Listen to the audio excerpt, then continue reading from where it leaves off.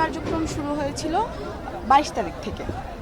22 August হয়েছিল 14,60,173 টাকা। 14,60,173 টাকা, এটা ছিল প্রথম দিনে।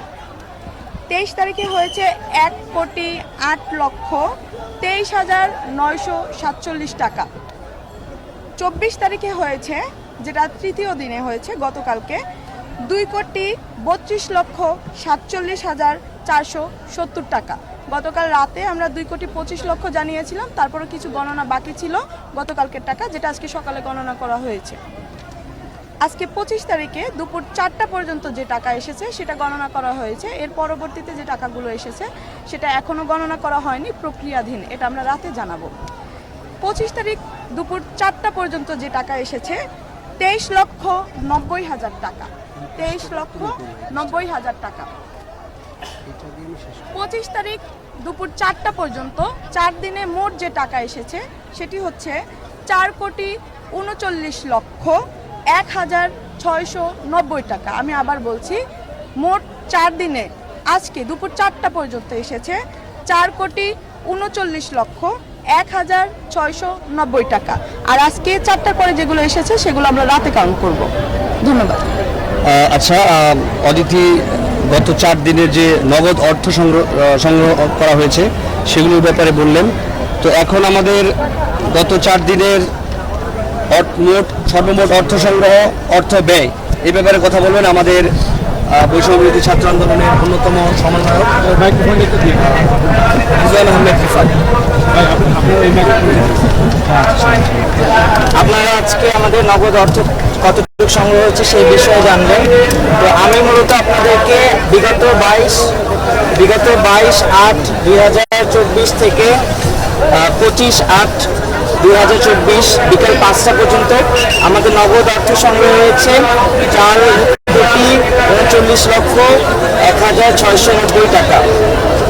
এবং গত 22/8/2024 থেকে 25/8/2024 পর্যন্ত মোবাইল ব্যাংকিং অর্থাৎ বিকাশ, রকেট এবং নগদ এর মাধ্যমে আমাদের সংগ্রহ হয়েছে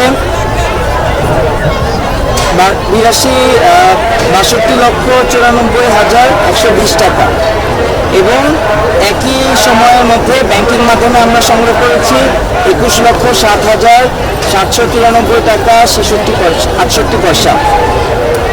এরই প্রেক্ষিতে আমাদের মোট সংগ্রহ হচ্ছে 5,23,03,603.68 টাকা।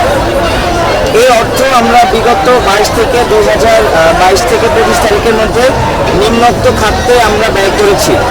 এই খাতগুলো মূলত হয়েছিল, আমরা ত্রাণ যে সামগ্রীগুলো পাঠাচ্ছিলাম, যেসব সামগ্রী আমরা গণত্রাণের মাধ্যমে পাইনি বা অপ্রতুল্য ছিল, সেই ঘাটতি পূরণের লক্ষ্যে আমরা বিভিন্ন সোর্স থেকে ক্রয় করে এই ঘাটতিগুলো পূরণ করে আমাদের প্যাকেজ তৈরি করেছি।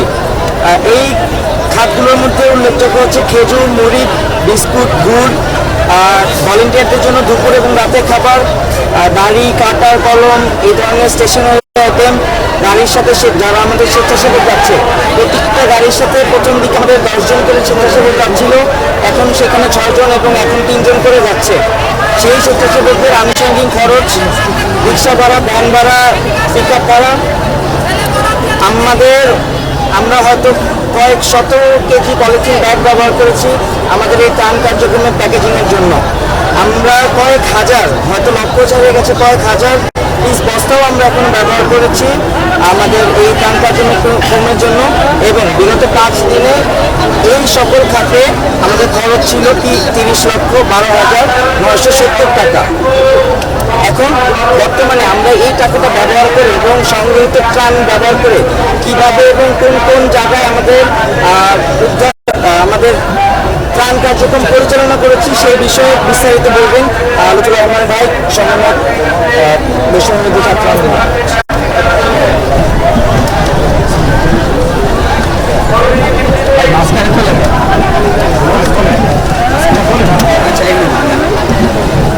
ধন্যবাদ রিজওয়ান আহমেদ রিফাতকে। সে আপনাদের সামনে উপস্থাপন করেছে হচ্ছে গত 22 তারিখ থেকে 25 তারিখ পর্যন্ত আমাদের যে অর্থ সব খাত থেকে যে অর্থ সংগ্রহ করা হয়েছে এবং যেই খাতগুলোতে ব্যয় করা হয়েছে সেগুলো বিস্তারিত রেজওয়ান রফাত বলেছেন। আমি এখন যে ব্যাপারটা নিয়ে কথা বলবো সেটি হচ্ছে আমাদের সার্বিক ত্রাণ কার্যক্রম নিয়ে কথা বলবো।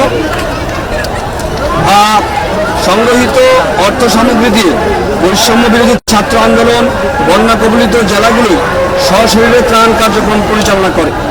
ঢাকা বিশ্ববিদ্যালয় টিএসসি থেকে সংগৃহীত এবং ক্রয়কৃত সামগ্রী ব্যবহার করে একটি পরিবারের জন্য প্রয়োজনীয় শুকনো খাদ্য এবং ওষুধের প্যাকেজ তৈরি করা হয়। এরকম 800 থেকে 1000টি প্যাকেজ এবং 15 থেকে 30 কেস পানি দিয়ে একটি ট্রাক পরিপূর্ণ করা হয়। বন্যা কবলিত এলাকায় 22/8/2024 থেকে 25/8/2024 বিকাল 5টা পর্যন্ত যে ত্রাণ কার্যক্রম পরিচালনা করা হয় সেখানে 50টি ট্রাকের মাধ্যমে প্রায় 50,000-এর অধিক প্যাকেজ পাঠানো হয়েছে। আমি আবারও বলছি, বন্যা কবলিত এলাকায় 22/8/2024 থেকে 25/8/2024 বিকাল 5টা পর্যন্ত যে ত্রাণ কার্যক্রম পরিচালনা করা হয় সেখানে 50টি ট্রাকের মাধ্যমে প্রায় 50,000-এর অধিক প্যাকেজ পাঠানো হয়েছে।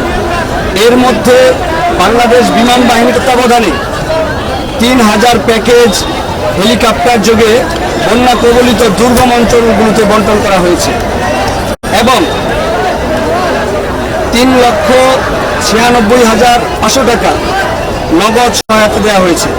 তো প্রিয় সাংবাদিক বন্ধুরা, আমাদের এই ছিল গত 22 তারিখ থেকে 25 তারিখ পর্যন্ত আমাদের নগদ অর্থ সংগ্রহ, ব্যাংকিং মাধ্যমে অর্থ সংগ্রহ, মোবাইল ব্যাংকিং মাধ্যমে অর্থ সংগ্রহের সার্বিক রিপোর্ট করা যায় এবং আরও আমাদের এই বিগত 22 তারিখ থেকে আজ 25 তারিখ পর্যন্ত যে ত্রাণ কার্যক্রম পরিচালিত হয়েছে বৈষম্য বিরোধী ছাত্র আন্দোলনের পক্ষ থেকে তার বিস্তারিত আমরা আপনাদের সামনে উপস্থাপন করেছি। তো এখন যদি আপনাদের কোনো প্রশ্ন থাকে আপনারা প্রশ্ন করতে। আচ্ছা, এখন আমাদের আরেকজন সমন্বয়ক মহিউদ্দিন আগামীকালকের জন্য আসলে কী কী প্রয়োজন সে ব্যাপারে ছোট করে বলবেন।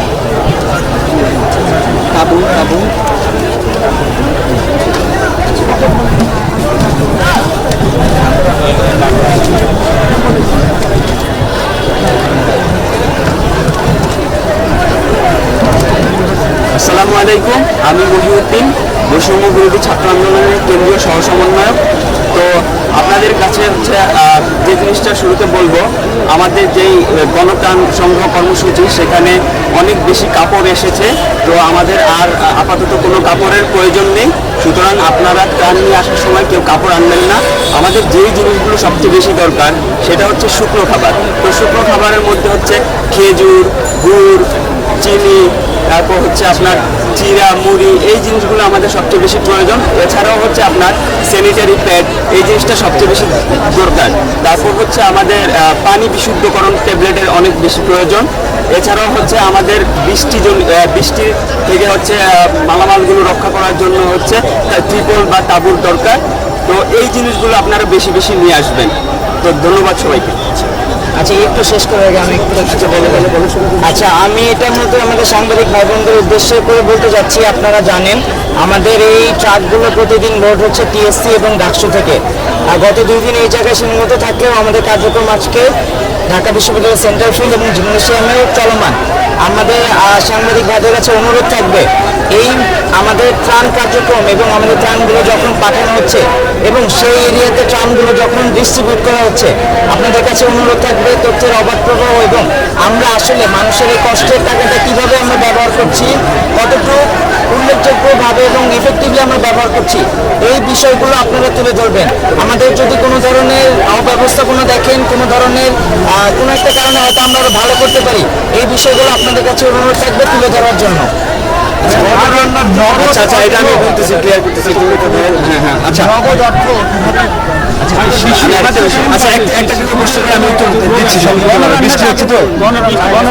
আচ্ছা, আমি গণরান্নার ব্যাপারে বলছি, সেটি হচ্ছে আমাদের যে গতকাল আমাদের সমন্বয়ক আবু বাকের মজুমদার যিনি গণ রান্নার যে কর্মসূচি ঘোষণা করেছেন সেখানে আসলে স্পষ্ট করে বলে দিয়েছেন আসলে কীভাবে কার্যক্রমটি পরিচালিত হবে। এই ধারাবাহিকতায় আমাদের আজকে কিছু গণ রান্নার জন্য যে খাদ্য সামগ্রী সেগুলো এসেছে, কিন্তু এখনও মানুষ শুকনো খাবারই বেশি বেশি পাঠাচ্ছে, যার কারণে আমাদের গণ রান্নার যে কর্মযোগ্যটি এটা অনেক ব্যাপকভাবে আমরা পরিচালনা করার কথা আসলে বলেছি। সেই জায়গা থেকে আমাদের এখনও এটা অপ্রতুল। তো আমরা আবারও সাংবাদিক ভাই আপনাদের মাধ্যমে বলতে চাচ্ছি, আমাদের গণরান্নার জন্য গণরান্না কর্মসূচির জন্য যে এই খাদ্য সামগ্রীগুলো প্রয়োজন সেগুলো দৈনন্দিন যে খাদ্য সামগ্রী আমাদের লাগে সেগুলো হচ্ছে চাল, ডাল, পেঁয়াজ, আলু, রসুন এবং মশলা, বিভিন্ন ধরনের মশলা, লবণ, সয়াবিন তেল ইত্যাদি, যেগুলো আমাদের দৈনন্দিন খাদ্য সামগ্রী যেগুলো এটা আমাদের চলমান রয়েছে। আমরা পর্যাপ্ত পরিমাণে যখন আমাদের হয়ে যাবে তখন আমরা এটা বৃহৎ আকারে আমরা এটা পরিচালনা করবো। আজকে কি করতে পেরেছেন? আজকে কি কোনো উপজেলা করতে পেরেছেন? গণরান্না কি আজকে কোনো উপজেলায় হয়েছে? সেভাবে আমরা আসলে করতে পারিনি, কারণ হচ্ছে এখনো শুকনো খাবার, এখন আপনারা দেখছেন যে সেন্ট্রাল ফিল্ড থেকে শুরু করে ডাকসু, টিএসসিতে শুকনো খাবার দিয়ে পুরো ক্যাম্পাস সৈলাভ হয়ে আছে। তো এগুলোকে আমরা আসলে গোছানোর চেষ্টা করছি এবং দ্রুত সময়ের মধ্যে পাঠানোর চেষ্টা করছি। আর গণরান্না কর্মসূচি নিয়ে আরও আলোচনা করে আরও কালকে আমাদের এটা বিস্তারিত বলবেন আমাদের সমন্বয় বাবাকে মজুমদার। আচ্ছা ভাই, আচ্ছা এই বিষয়ে আমাদের আরো সমন্বয় করেছেন। আচ্ছা, এটা একটি গুরুত্বপূর্ণ প্রশ্ন। এটা আমরা আসলে এই পয়েন্টটি মিস করে গেছি। এটি হচ্ছে শিশু খাদ্যের আমাদের মানে অনেক বেশি জরুরি হচ্ছে। শিশু খাদ্যের মধ্যে আমাদের জন্য ঘাটতি রয়েছে হচ্ছে গুঁড়া দুধ, সুজি এবং শিশুদের বিভিন্ন ধরনের যে খাদ্য সামগ্রী রয়েছে তার যেগুলো খায় বাচ্চারা, সেই ধরনের খাদ্য সামগ্রী আপনারা বেশি বেশি পাঠান। আমাদের আসলে শিশু খাদ্য সামগ্রী আসলে অভাব রয়েছে। নগদ অর্থ ডিস্ট্রিবিউটের ব্যাপারে কি পরিকল্পনা আছে আপনাদের? আর যে ত্রাণগুলো পৌঁছানো হচ্ছে সেটা আসলে কিভাবে পৌঁছানো হচ্ছে? আজকে কতটা ট্রাক আপনারা? আমরা আমাদের রিফার মধ্যে বলেছেন যে আসলে কীভাবে ট্রাকগুলো যাচ্ছে এবং কয়টি ট্রাক দিয়েছে। এটা পরিচালিত হচ্ছে মূলত স্থানীয় প্রশাসন, জেলা প্রশাসক, উপজেলা প্রশাসনের মাধ্যমে ত্রাণ ও দুর্যোগ মন্ত্রণালয়ের তত্ত্বাবধানে এটি পরিচালিত হচ্ছে। আমরা যেটি করছি বিশ্ববিদ্যালয় ছাত্র আন্দোলনের পক্ষ থেকে স্থানীয় একটি ভলেন্টিয়ার টিম সহযোগে আমরা ট্রাকগুলোকে বন্যা কবলিত যে অঞ্চল সেইখানকার প্রশাসন মানে জেলা প্রশাসন, উপজেলা প্রশাসনের কাছে পাঠাচ্ছি এবং তারা সেগুলো যেহেতু মাঠ পর্যায়ে তাদের এক ধরনের পর্যালোচনা রয়েছে, তারাই সেগুলো মূলত বন্টন করছে। আর নগদ অর্থ আমরা ইতিমধ্যে বলেছি আমাদের যেটি নানা বিভিন্ন জায়গায়, যেমন পার্বত্য চট্টগ্রামের ফটিকছড়ি, খাগড়াছড়ি এলাকায় আমরা পাঠাচ্ছি কিছু কিছু জায়গায় যেখানে গাড়ি পৌঁছাতে পারছে না, সেখানে আমরা নগদ অর্থ পাঠাচ্ছি। এটি আজকে পাঠিয়েছি হচ্ছে খাগড়াছড়িতে পাঠানো হয়েছে 3,96,500 টাকা, প্রায় 4 লক্ষ টাকা পাঠানো হয়েছে। আমরা এ ব্যাপারে আরও পরিকল্পনা করছি। সামনে যেখানে যে দুর্গম এলাকাগুলোতে আমাদের ট্রাক বা পাঠানো সম্ভব না, আমাদের ট্রাকগুলো যাচ্ছে না, সেখানে আমরা নগদ অর্থ সহায়তা করব। উদ্ধার টিম কাজ করছে কিভাবে? আসলে আমাদের অর্থে উদ্ধার টিম বৈষম্যবিরোধী আন্দোলনের উদ্ধার টিম আসলে ছিল না, কারণ উদ্ধারের যে কার্যক্রমটি সেটি পরিচালনা করছে যৌথ বাহিনী, সেনাবাহিনী রয়েছেন, বিমান বাহিনী রয়েছেন এবং সরকার সর্বোচ্চ চেষ্টা করছেন এবং আমরাও সরকারকে নানাভাবে সহযোগিতা করার চেষ্টা করছি বৈষম্যবিরোধী ছাত্র আন্দোলনের পক্ষ থেকে। আচ্ছা, এ পর্যন্ত বৃষ্টি হচ্ছে, সবাই ভালো থাকবে। ধন্যবাদ সবাই।